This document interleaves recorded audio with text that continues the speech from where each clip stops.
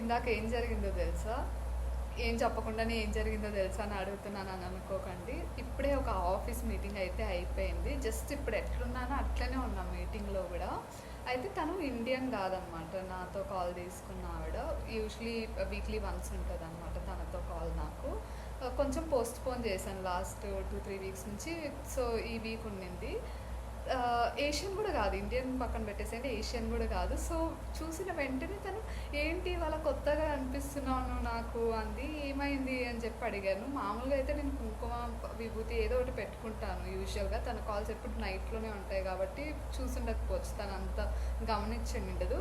ఇవాళ పర్టికులర్గా బిందీ చూసింది. బిందీ చూసి ఏంటి పెట్టుకున్నావు ఇవాళ, అవుట్ఫిట్ కూడా కొత్తగా కనిపిస్తుంది నీది అని చెప్పి అడిగింది.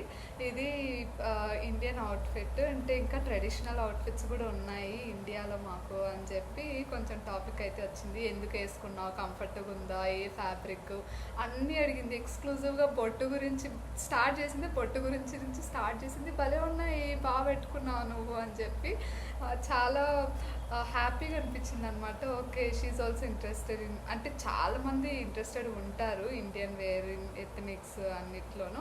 బట్ చూసి వెంటనే ఆశ్చర్యంతో అడగటం అనేది కొంచెం బాగా అనిపించింది అనమాట. యూజువల్గా చూస్తూ ఉంటాం కానీ వెంటనే అలా వచ్చేస్తాయి గర్ల్స్కి, ఇది బాగుంది అది బాగుంది, ఎలా చేశారు, మీకు ఎలా ఉంటాయి, మీ కల్చర్ ఎలాగా అని చెప్పి మీతో కూడా షేర్. మీకు ఇలాంటి ఎక్స్పీరియన్సెస్ అంటే ఇండియన్స్ కాకుండా మరి ఏషియన్స్ కూడా కాకుండా ఎవరన్నా బిందీ చూసి లేకపోతే డ్రెస్ చూసి ఏంటి స్పెషల్ ఏంటి అని అడిగిన వాళ్ళు ఎవరైనా ఉంటే కామెంట్ అయితే చేసేసేయండి.